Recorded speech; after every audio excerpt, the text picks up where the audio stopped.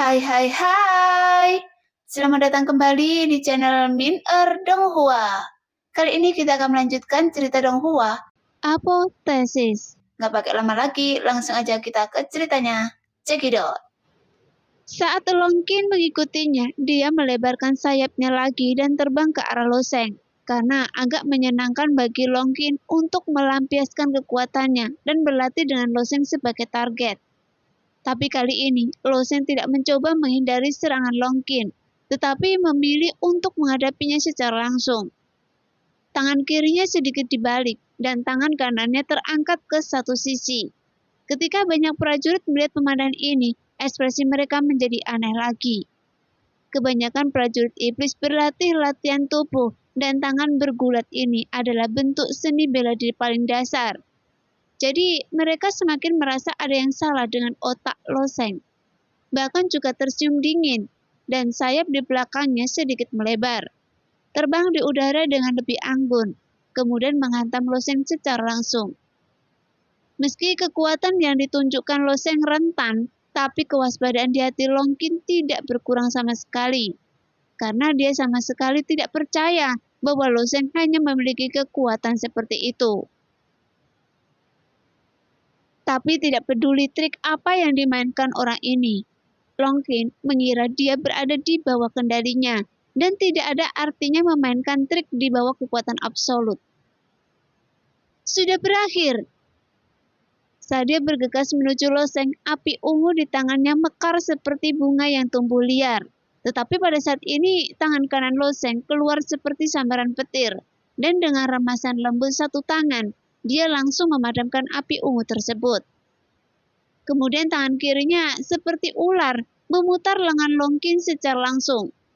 Saat lengan loseng mengerahkan kekuatannya, kekuatan yang tak terduga muncul dengan tenang. Segera terdengar suara retakan dengan sangat jelas, dan lengan Longkin langsung dipatahkan oleh satu tangan loseng, yang membuat ekspresi luar biasa muncul di wajah Longkin. Kemudian, bola api yang muncul di sisi lain dan dia mencoba mengenai kepala loseng lagi. Tapi loseng mengikuti hukum dan tangan kanannya sekali lagi memadamkan api dengan kecepatan kilat. Dan pada saat yang sama, dia meraih tangan Longkin yang lainnya. Dengan genggaman ini, Longkin merasa seperti sedang dijepit oleh tang. Hampir tidak ada kemungkinan untuk bergerak. Melihat pemandangan ini dari tembok kota, banyak prajurit yang menonton menjadi semakin bingung. Di tingkat alam laut dewa, persaingan antara kedua belah pihak adalah teknik yang dipelajari melalui energi sejati, atau dikonfrontasi seni bela diri. Tampilan tangan loseng yang tiba-tiba agak sulit dipercaya. Sekarang keduanya terjerat seperti ini. Jadi, apakah ini persaingan untuk mendapatkan kekuatan? Namun mereka tidak tahu bahwa Longkin diam-diam mengeluh dalam hatinya. Meskipun Longkin menduga loseng pasti memiliki kartu trufnya sendiri, Longkin tidak pernah menyangka bahwa kartu truf loseng ternyata adalah kekuatan tubuhnya sendiri. Tapi dari mana orang ini mendapatkan kekuatan yang begitu menakutkan? Meskipun ukuran Longkin relatif kecil di antara iblis, tetapi masih 2 kali lebih besar dari loseng. Jadi sungguh hal yang sangat aneh jika Longkin bisa ditangkap oleh loseng seperti ini. Tapi loseng tidak memberinya waktu untuk berpikir. Lagi pula Longkin juga bisa dikatakan sebagai praktisi ganda hukum dan tubuh. Selain mempraktekkan hukum api, teknik pemurnian tubuh juga sangat ampuh. Tapi loseng tidak memberinya kesempatan untuk menunjukkannya sama sekali. Jadi saat Longkin masih dalam keadaan bingung, dan ketika dia merencanakan serangan balik, kekuatan 10 kali lebih besar dari sebelumnya dilepaskan dari lengan loseng. Dengan kekuatan yang begitu agung, Longkin tidak memiliki kekuatan untuk melawan, atau dengan kata lain, dia tidak punya waktu untuk melawan. Segera dia merasakan sakit yang memilukan dan tubuhnya yang 2 kali lebih besar dari loseng dicapik-capik oleh loseng. Saat titik lampu merah terbang ke kota utama, titik mimpi padat muncul dari tubuh Longkin yang menghilang. Dan titik cahaya kuning ini bergegas menuju tubuh loseng yang berjumlah 140.000. Loseng awalnya mengira hanya ada 200.000 poin mimpi di tubuh Longkin. Jika dia membunuh orang ini sekali, dia seharusnya bisa mendapatkan 100.000 poin mimpi. Tanpa diduga, orang ini mengumpulkan hampir 300.000 poin fantasi. Sebelumnya, Loseng mengumpulkan 70.000 poin mimpi di tubuhnya. Setelah menyerap 140.000 ini, poin mimpi di tubuhnya tiba-tiba mencapai 210.000. Adapun banyak prajurit di tembok kota, mereka tidak iri pada Loseng. Dan sebagian besar prajurit masih menunjukkan keraguan di wajah mereka. Mereka bahkan tidak bisa mengomentari kejadian yang baru saja terjadi, karena mereka tidak memahaminya sama sekali. Loseng telah dipukuli dan tidak dapat melawan. Sebelumnya, mengapa mereka berdua bertarung bersama tanpa bisa dijelaskan? Dan kemudian, Longkin tiba-tiba dicapik-capik oleh Loseng. Jadi, pertarungan seperti ini sudah bertentangan dengan akal sehat. Setelah beberapa saat memberikan konsensi, seorang prajurit iblis berkata, Longkin dikalahkan dengan sangat tidak adil. Dia gagal menunjukkan kekuatannya sama sekali. Saya kira Longkin sangat tidak mau. Seharusnya begitu. Lagi pula kekuatan aslinya belum terlihat sama sekali. Dia pasti akan mencari pejuang manusia di tengah kebangkitannya. Mendengar ini, Loseng sekali lagi menunjukkan senyuman yang tak terlihat. Inilah efek yang dia inginkan. Bagaimanapun banyak sekali poin fantasi pada Longkin ini. Jadi akan sangat sia-sia jika membunuhnya sekali saja. Lagi pula, Loseng menunjukkan kelemahan sebelumnya, bukan karena dia ingin melumpuhkan Longkin untuk mengejutkannya dan mengubah kekalahan menjadi kemenangan. Meskipun kekuatan Longkin itu bagus, tapi Loseng belum menganggapnya serius. Di medan perang impian ini, mungkin ada pejuang yang sulit dikalahkan Loseng, atau bahkan bisa mengalahkan Loseng. Bagaimanapun dunia ini terlalu besar. Meskipun Loseng sudah sangat bagus, kekuatan para super genius di dunia tidak bisa dianggap remeh. Sama seperti Ai Ansin saat itu. Loseng mungkin bisa menekannya dalam segala aspek warisan api. Dari segi kekuatan, dia pasti sedikit lebih baik, tetapi tidak mudah untuk mengalahkan Ai Ansin. Belum lagi ada banyak orang jenius di dunia. Mereka lebih kuat dari Ai Ansin dan memiliki fondasi dan warisan yang lebih kaya. Sekarang, pertempuran di luar kota utama di depan kita hanyalah persiapan untuk tahap awal dari medan perang impian, dan Loseng tidak berharap untuk belajar dari pertempuran ini dan mengembangkan dirinya sendiri. Sebelumnya, Loseng menunjukkan kelemahan dan membiarkan Longkin itu memukulnya bolak-balik. Namun pada saat ini, dia menggunakan tangan bergulat yang sangat biasa untuk menggabungkan dengan kekuatannya sendiri untuk membunuhnya. Jadi pasti sangat tidak yakin. Dengan latar belakangnya, dia pasti masih memiliki banyak senjata pembunuh yang belum bisa dia gunakan. Dan dia pasti tidak mau menyerah. Kali ini, setelah dia kembali ke kota utama dan dibangkitkan, dia mungkin akan menantang dirinya sendiri lagi secepat mungkin. Dan ini memberi Loseng kesempatan kedua untuk membunuh Longkin itu.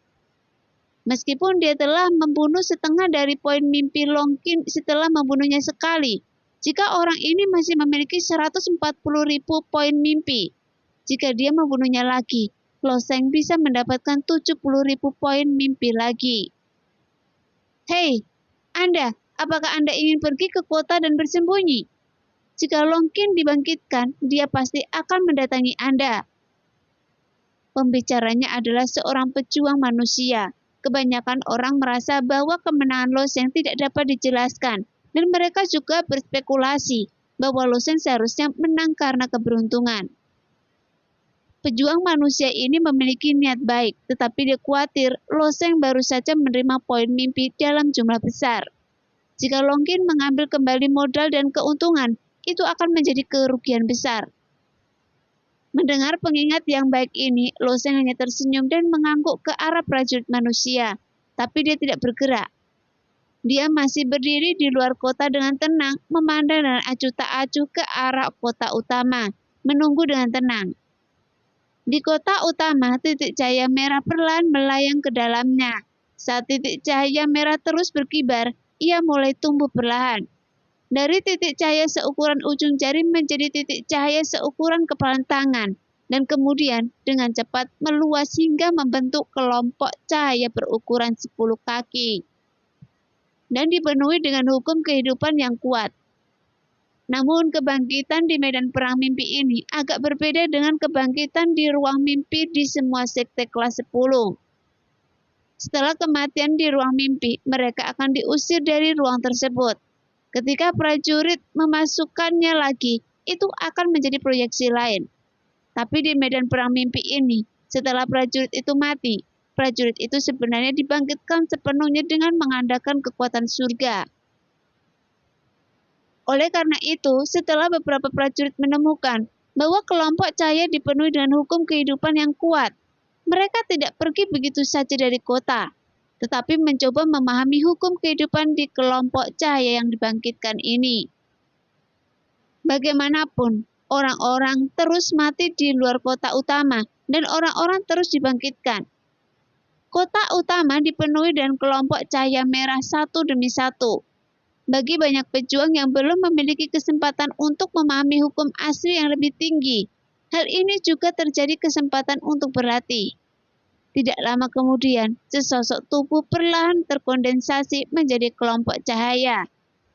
Setelah sosok itu benar-benar terkondensasi dan terbentuk, tubuhnya bergetar tiba-tiba dan muncul dari bola cahaya, menatap tajam ke arah sekelompok prajurit yang mengelilinginya untuk memahami hukum kehidupan.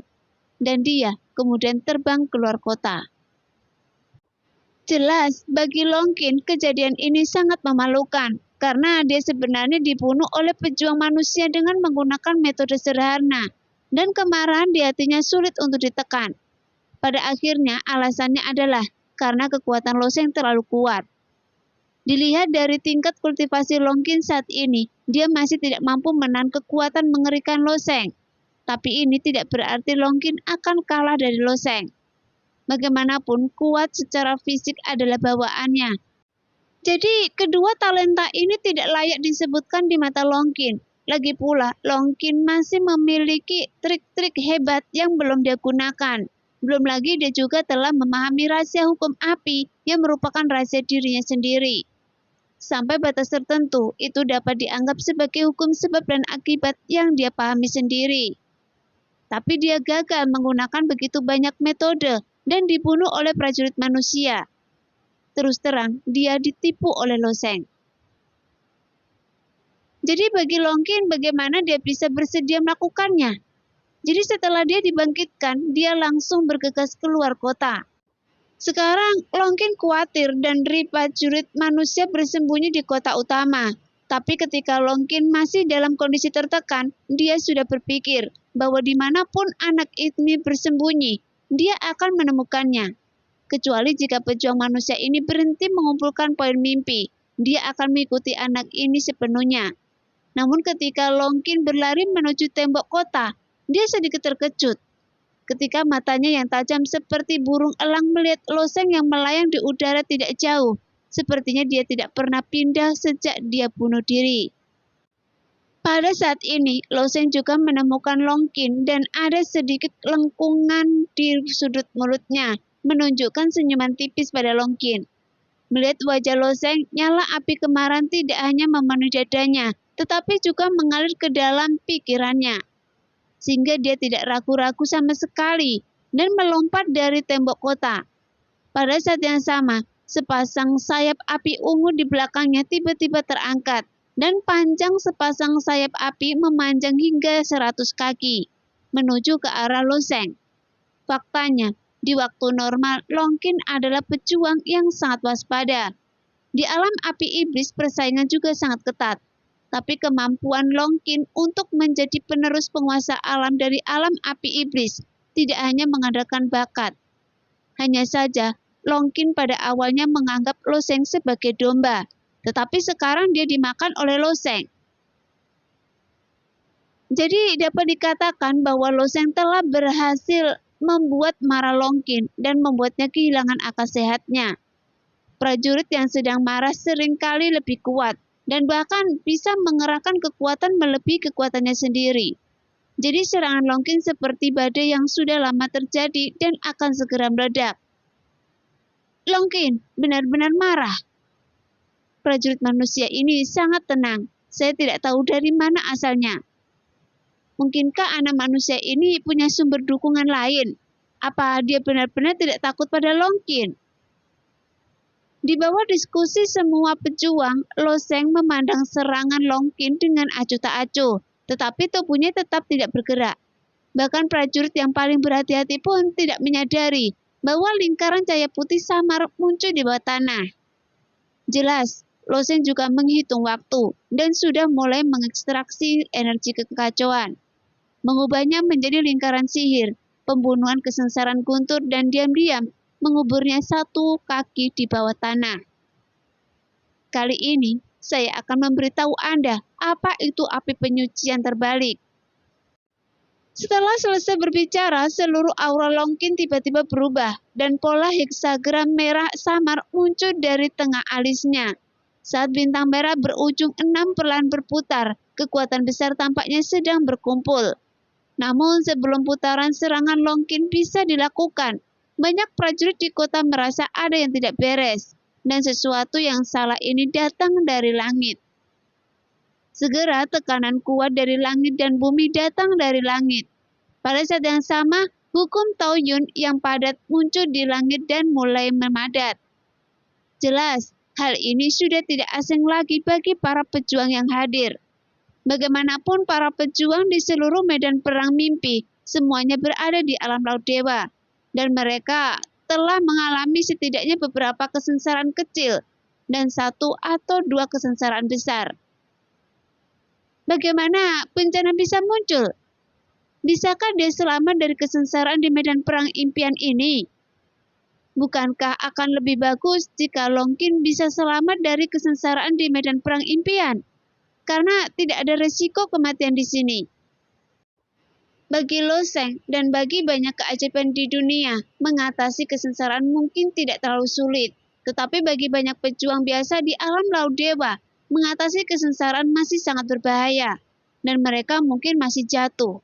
Jika mereka tidak hati-hati mengambil resiko, ketika mereka melihat kesengsaraan guntur yang akan datang, reaksi pertama mereka adalah seseorang mencoba mengatasi kesengsaraan tersebut. Sehingga fenomena aneh yang muncul di langit tidak hanya menarik perhatian para pejuang di tembok kota, tetapi bahkan menarik perhatian para pejuang di seluruh kota utama. Karena semua prajurit langsung penasaran bagaimana orang bisa selamat dari kesengsaraan di sini. Adapun Longkin yang berada dalam kemarahan, dia mulai mengumpulkan momentum, berencana melancarkan serangan paling kejam dan membunuh Loseng di sini berulang kali. Selama dia berani meninggalkan kota, Longkin akan membunuhnya sekali sampai semua poin mimpinya diambil kembali. Tapi kemarahan tetaplah kemarahan. Meskipun Longkin sangat marah sekarang, dia masih memperhatikan fenomena aneh di langit. Melihat kesengsaraan akan datang, dia tertegun sejenak dan tidak terlalu memikirkannya, dan dia ingin berusaha dengan Loseng terlebih dahulu. Bagaimanapun, api memiliki ribuan perubahan, dan dia dapat mencerahkan Tao dengan hati yang melawan arus. Api neraka mencapai langit dan dapat mengubah arah dunia untuk berlatih. Jelas, api penyucian terbalik ini adalah rahasia yang dipelajari Longkin dari hukum api, dan ini adalah satu-satunya di seluruh dunia. Namun, nyala api secara umum dibedakan menjadi 2 lapisan, yaitu nyala api bagian luar dan nyala api bagian dalam. Tapi pada saat ini, nyala api yang sangat istimewa muncul dari tengah alis Longkin, dan nyala api ini berubah dalam 6 warna, dari lapisan luar ke lapisan dalam, yang berarti nyala api tersebut terbagi menjadi 6 lapisan. Jika Anda memperhatikan lebih dekat, Anda akan menemukan bahwa ini juga merupakan nyala api yang sangat indah. Tetapi nyala api yang luar biasa ini juga mengandung kekuatan yang sangat menakutkan. Dalam pengalaman Longkin selama bertahun-tahun, dia tidak pernah dikalahkan ketika dia melepaskan api permurnian. Tapi sebelum nyala api ini sepenuhnya muncul, suara gemuruh besar telah terdengar di langit. Tuar! Petir di langit cerah telah meledak di langit. Bahkan jika guntur langit muncul, itu tidak dapat menghentikan serangan Longkin. Dia tidak bermaksud bahwa jalan surgawi ini sedang menghantamnya. Jadi dapat juga dikatakan bahwa Loseng adalah satu-satunya yang ada di mata Longkin saat ini. Adapun bencana surgawi, dia tidak terlalu peduli. Tapi ada harga yang harus dibayar karena mengabaikan bahayanya. Ketika Longkin selesai mengumpulkan kekuatan, dia akan membakar prajurit manusia di depannya menjadi abu. Datang langsung dari air yang turun dari langit, menyelubungi naga dan burung di dalamnya. Para prajurit yang melihat pemandangan ini mau tidak mau kelopak mata mereka berdebar kencang. Bencana ini sebenarnya ditujukan pada Longkin. Mungkinkah pejuang manusia yang menyebabkan bencana itu? Pernahkah Anda mendengar seseorang yang dapat memicu malapetaka surgawi? Bukankah hanya ketika kultivasi seseorang mencapai terobosan, barulah dia akan dihukum oleh hukum surga? Jelas, kesengsaraan surgawi adalah hukuman di mana hukum surgawi tidak akan membiarkan prajurit menjadi lebih kuat. Jadi, bagaimana bisa hukum surgawi ini bisa mudah ditundukkan? Dan para prajurit yang hadir belum pernah mendengar teknik jenis ini, jadi tentu saja mereka tidak percayainya. Tapi, apakah ini hanya suatu kebetulan? Loseng kebetulan sedang menunggu di sini dan Longkin kebetulan bergegas keluar saat ini dan bencana ini terjadi di sini. Lagi pula, ada begitu banyak kebetulan di dunia ini. Setelah kesengsaraan Guntur benar-benar lenyap, sosok Longkin juga menghilang di dalamnya dan titik cahaya merah terbang kembali ke kota lagi.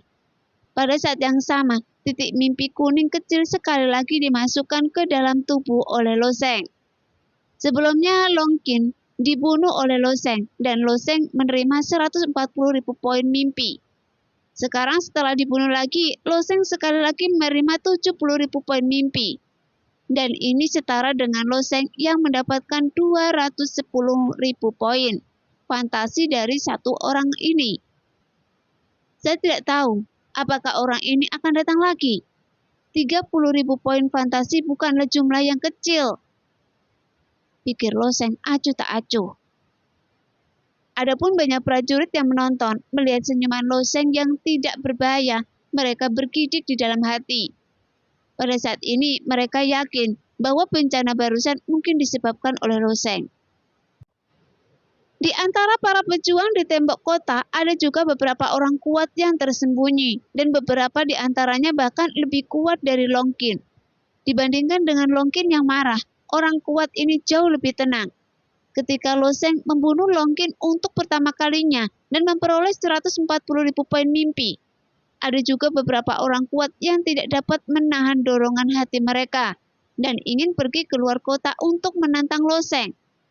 Mereka juga terus-menerus mengevaluasi kekuatan Loseng di dalam hati mereka, dan bahkan beberapa prajurit iblis diam-diam bernegosiasi apakah akan mengambil tindakan bersama. Namun, Loseng selalu memberi mereka perasaan yang tidak terduga dan akhirnya menyerah. Sekarang, mereka melihat Longkin dibunuh oleh Loseng untuk kedua kalinya. Mereka juga memiliki pemikiran tentang keberuntungan di hati mereka. Untungnya, mereka belum mengambil tindakan sebelumnya, tetapi mereka melihat bahwa Loseng bermaksud melakukan ini. Mampu bermain dengan burung naga di tengah tepuk tangan. Kekuatan Loseng yang tersembunyi di bawah air mungkin lebih dari itu. Loseng masih melayang dengan tenang di udara, dengan senyuman samar masih di wajahnya. Senyuman ini seperti semakin tidak terduga di mata banyak pejuang. Segera setelah itu, sosok di kota bergegas masuk lagi, dan itu adalah Longkin yang dibunuh Loseng 2 kali. Tersandung 2 kali di satu tempat adalah kesalahan yang tidak bisa dimaafkan. Pada saat ini, Suasana hati Longkin sangat buruk, hampir tidak terkendali. Ini juga merupakan kesenjangan antara pejuang di alam atas dan pejuang di alam bawah. Sumber daya dan bahkan vitalitas para pejuang dari alam bawah tidak dapat dibandingkan dengan mereka yang berasal dari alam atas. Namun, untuk melepaskan diri dari dunia dan naik ke alam atas, mereka harus melakukan lebih banyak upaya. Menghabiskan banyak uang dan lebih banyak waktu daripada prajurit dari alam atas. Misalnya, para pejuang alam laut dewa di alam bawah dapat disebut kuat dan sudah menjadi makhluk teratas di dunia yang luas. Tahun-tahun yang mereka perlukan untuk berkultivasi ke alam laut dewa jauh lebih lama daripada waktu yang dihabiskan oleh para pejuang di alam atas. Namun, para jenius iblis seperti Longkin bertepatan dengan perang dunia besar dan kecepatan kultivasi mereka jauh lebih cepat. Namun, hati seni bela diri mereka belum teruji oleh waktu, dan mereka bahkan hanya menghadapi sedikit bahaya. Meskipun kekuatan mereka jauh lebih besar dibandingkan dengan orang yang baru naik, meskipun pejuang alam atas jauh lebih kuat, tetapi kondisi pikirannya jauh lebih buruk, sehingga dia tidak bisa menerima kegagalan seperti ini. Oleh karena itu, sekarang Longkin seperti binatang buas yang marah. Tidak peduli apakah dia kehilangan poin mimpinya atau tidak, dia harus membunuh prajurit manusia ini, sehingga dia bisa melampiaskan amarahnya. Di bawah auman Longkin, para prajurit yang berkumpul di tembok kota memberi jalan pada celah dan menyaksikan Longkin itu melompat, memanjat tembok kota dan kemudian menggunakan kekuatannya untuk bergegas keluar tembok kota lagi. Ketika dia menyelesaikan serangkaian tindakan ini, dia bahkan tidak mengunci targetnya. Melihat adegan ini, beberapa pria kuat yang bersembunyi di antara kerumunan juga menghela nafas secara diam-diam. Jika Longkin dapat menekan amarahnya, masih ada peluang kemenangan jika berhadapan dengan Loseng lagi di masa depan. Tapi sekarang, dia hanya bisa memberikan poin mimpi kepada anak manusia itu. Ketika Longkin berlari keluar dari tembok kota, dia tiba-tiba menemukan bahwa Loseng telah menghilang. Dalam kemarahan ini, dia hanya ingin meninggalkan kota terlebih dahulu dan kemudian membunuh Loseng. Tetapi dia tidak menyadari lokasi Loseng. Tepat ketika burung Longkin melayang di udara dengan linglung, suara samar segera terdengar, dan itu adalah Loseng. Pada saat ini, Loseng melayang di atas kepala Longkin, namun matanya acuh tak acuh, dan cahaya biru dan dingin menyinari pedang Li Feng Yu di tangannya. Anda bilang Anda adalah serigala. Saya setuju dengan pernyataan ini. Senyuman muncul di wajah Loseng. Saat dia berbicara, pedang ilahi Li Feng terangkat tinggi. Tapi, serigala lemah. Saat dia berbicara, pedang panjang Loseng telah menebas dengan keras. Namun ketika bilah pedangnya sampai ke tekuk leher Longkin, bilahnya sedikit dibelokkan dan mengenai tekuk leher Longkin dengan sisi pedangnya. Segera suara jernih terdengar dan bersamaan dengan erangan teredam Longkin, tubuhnya jatuh dengan cepat ke bawah. Tetapi pada saat ini, Loseng mengambil langkah di udara dan tiba-tiba menghilang. Pada saat yang sama, dia melompat melintasi ruang dan muncul di sisi Longkin terlebih dahulu. Dan pedang panjang itu bergerak sedikit lagi. Dia mengangkat kepalanya dan berkata, "Adapun Anda mengatakan bahwa saya adalah seekor domba, saya tidak setuju dengan pernyataan ini." Setelah selesai berbicara, Loseng menyerang dengan pedangnya lagi, mengayunkan sisi pedang panjang ke arah Longkin seperti bermain. Diiringi dengan suara yang jernih dan nyaring tersebut, Longkin berguling-guling di udara dan terbang ke atas. Setelah ditampar 2 kali berturut-turut oleh Loseng, Longkin juga ketakutan. Meskipun dia dengan jelas mendengar suara Loseng, saat ini dia bahkan tidak memiliki kesempatan untuk berbicara. Setelah menampar Longkin ke atas, sosok Loseng melintasi ruang lagi. Namun dia mengambil satu langkah dan muncul di atas burung naga itu lagi. Dengan senyuman di wajahnya, dia melanjutkan, "Saya bukan domba, tapi tidak boleh dianggap sebagai serigala, karena saya adalah singa yang memakan serigala." Setelah selesai berbicara, cahaya di mata Lo Sheng dengan dingin. Kali ini, Lo Sheng tidak menahan apapun. Momentum yang menentukan muncul dari pedang panjang dan Lo Sheng sendiri berubah menjadi dewa pembunuh yang kejam. Cahaya pedang berisi niat pedang yang menakutkan dan langsung menuju ke arah tubuh Long Qin. Sehingga Long Qin saat ini seperti mainan Lo Sheng. Dia dilempar oleh Lo Sheng sesuka hati. Dengan pedang ini, Lo Sheng membunuh burung naga untuk ketiga kalinya, sehingga hal semacam ini kedengarannya cukup aneh. Lagi pula, para pejuang di medan perang mimpi semuanya mendukung kota utama.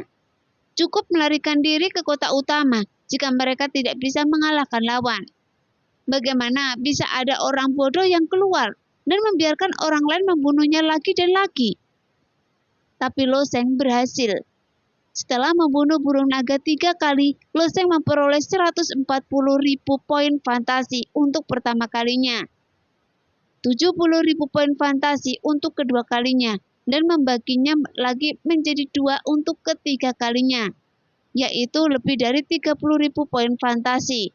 Ditambah mimpi sebelumnya poin, jumlah poin mimpi di tangan Lo Sheng telah mencapai sebanyak 310.000. Lalu, Lo Sheng memeriksa rankingnya lagi. Setelah menyerap poin impian burung naga ini, peringkat Lo Sheng meningkat pesat. Sebelumnya Lo Sheng hanya memiliki 70.000 poin mimpi, peringkat 410.000 dunia ini, dan peringkat 19 juta di seluruh medan perang mimpi. Tapi saat ini peringkat Lo Sheng di dunia ini sudah sekitar 80.000. Dan peringkat seluruh medan perang mimpi Gram lebih dari 3,9 juta. Ini juga pertama kalinya Lo Sheng masuki peringkat 1.500 ribuan nama. Di dunia luar, perhatian terhadap piramida juga terbatas pada 5 juta orang pertama. Mampu menduduki peringkat 5 juta teratas di dunia dengan populasi 100.000 dunia. Bisa disebut luar biasa. Tentu saja, jelas tidak pantas untuk menggambarkan Lo Sheng sebagai yang terbaik. Dia berada di peringkat ini, tetapi kecepatannya mengumpulkan poin impian hanya sedikit lebih lambat. Pada saat ini, semua prajurit dari Yonmyo Tiangong berkumpul di depan piramida, menatap piramida yang terdiri dari nama-nama yang tak terhitung jumlahnya. Menyaksikan nama-nama di piramida naik dan turun. Tempat pertama adalah Xuan Yuan Cheng Feng dari Dewa Hunian. Xuan Yuan Cheng Feng ini adalah murid Tao dari para Dewa Hunian. Dikatakan bahwa dia mengandalkan trik hebat dari Dewa Surgawi dosa asal untuk menelan sepotong dosa surgawi dan selamat dari rasa sakit dosyun yang menggerogoti hati. Jadi orang ini bisa menduduki peringkat pertama. Memang tidak sia-sia. Hei, perform prajurit kita di Yonmyo Tiangong sepertinya tidak luar biasa. Sejauh ini belum satu pun dari mereka yang masuk 10.000 besar. Sekarang Ai Ansin masih berada di peringkat 110.000. Tapi saya tidak menyangka Sui Muyang di kinerjanya lebih baik daripada Ai Ansin. Dia sebenarnya berada di 80.000 teratas. Apa yang terburu-buru? Ini baru saja dimulai, bukankah Lo Sheng juga muncul? Jangan bicara tentang Lo Sheng, bocah itu belum melihat bayangannya. Temukan Lo Sheng, 3.930.000, dia sudah masuk 5 juta teratas. Seorang prajurit di istana surgawi Yonmyo berteriak keras. Yonluo yang selama ini diam tiba-tiba bersinar ketika dia mendengar suara prajurit itu. Sejak dibukanya medan perang mimpi, Lo Sheng telah benar-benar menghilang. Yonluo bahkan pernah meragukan apakah Lo Sheng belum memasuki medan perang mimpi. Sekarang, mendengar nama Lo Sheng untuk pertama kalinya, Yonluo merasa lega. Jelas dia percaya Lo Sheng. Orang ini juga tidak mungkin tidak akan berpartisipasi. Tapi selama dia memasuki medan perang impian, dia pasti akan mendapatkan hasil yang bagus. Hanya ada 3,9 juta orang. Apa yang dilakukan orang ini? Seseorang bergumam tidak puas, tidak peduli apa penampilan anak ini sama sekali. Tidak sesuai dengan gaya yang dia tunjukkan di warisan Xin Huo. Nah, demikianlah cerita hari ini. Terima kasih yang sudah menonton video Min Earth sampai selesai. Sampai jumpa di video selanjutnya. Bye-bye.